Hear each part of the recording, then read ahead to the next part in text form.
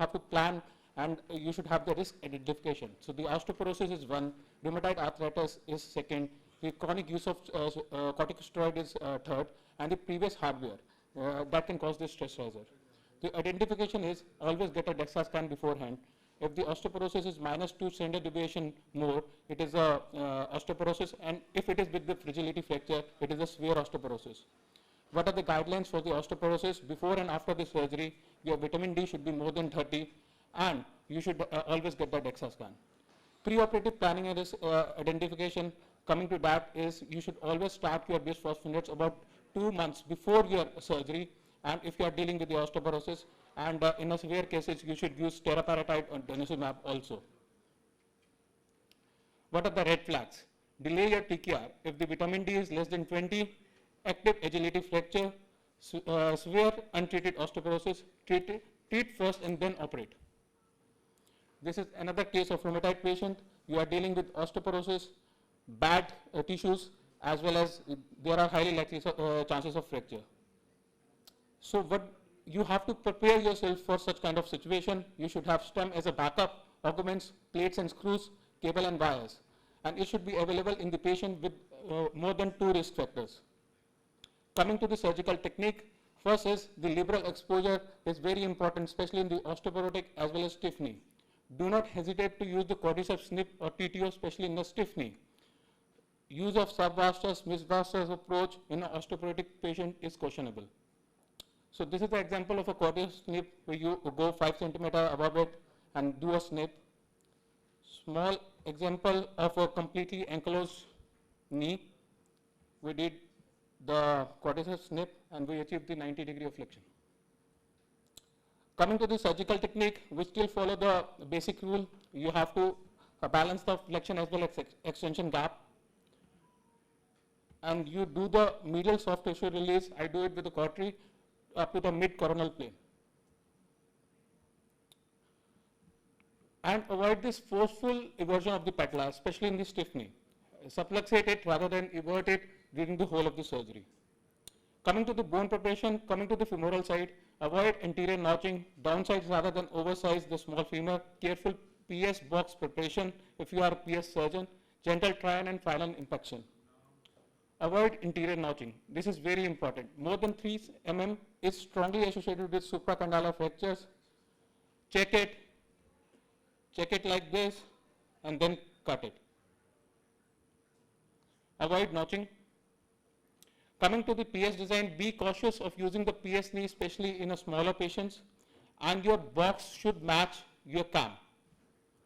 If the box and cam doesn't match, it can cause the vertical fracture. Avoid overstuffing, use of thick layer of cement, and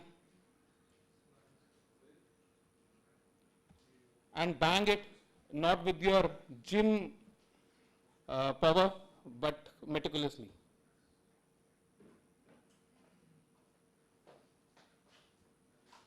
This is an example of a vertical shear fracture. We do not have anything in the backup. The knee is stable, but the screw which is used is insufficient. Coming to the tibial side, which is the most common fracture site, goal is central adequately sized keel preparation, avoid tight knee slot, broach properly, do not hammer against resistance, medial osteophyte removal with a saw and osteotome. Again, do not hammer it too much, use your keel, and if there is a sclerotic bone, use your saw on the medial side. Again, the example of how we remove the medial osteophyte. Before it not only removes the medial osteophyte and the tenting on the MCL, but also at the same time it releases your posterior medial corner. If the bone preparation you still encounters the fracture, if it is stable and minimum crack, use screw and the same implant. If there is any doubt about the stability, stem the tibial implant.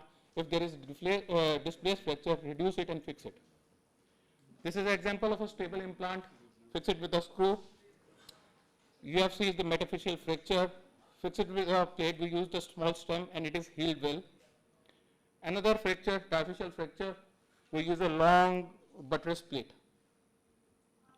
Inadequate fixation like this cable in a spiral fracture should be avoided. Another example of a femoral, this is just an example of a Hofer fracture, and we have fixed it with the stem on the femoral side also. When to use the stem extension, Dr. Atik Vasudev has already deliberately told us. Severe osteoporosis, whereas is more than 20 degree, bone defects, revision cases, and a BMI more than 35 is the strong indication for this. And do it manually, do not force it. Do not be aggressive. Use stem, in the primary cases, use shorter stem rather than longer stems if you are not dealing with fractures or revision cases. Example of a severe varus deformity treated with the extension rod, and if you bang it, this can happen, and then you have to plate it. Robotic knee replacement, pin placement, avoid the transcortical pin, use the smaller diameter pin like 4 mm pin. A very well done surgery can lead into this. So intraoperative assessment is very important. Regular check for the stability, microfracture at each step, including exposure, bone preparation, trialing, and cementation. Patella concentration is also very important. You have to have, do not replace the patella in a smaller patient, but you should have the residual thickness of about 12 to 14 mm. Do not over ream the peg holes and subluxate instead of forceful eversion of this, especially in this stiff knee. Key surgical pearls are meticulous bone preparation prevents most of the fracture, never hammer against resistance, anticipate risk in a severe varus knee, gentle hands in an osteoporotic patient, prevention is superior to intraoperative fixation. Thank you so much. Thank you, Dr. Mahajan. Thank you.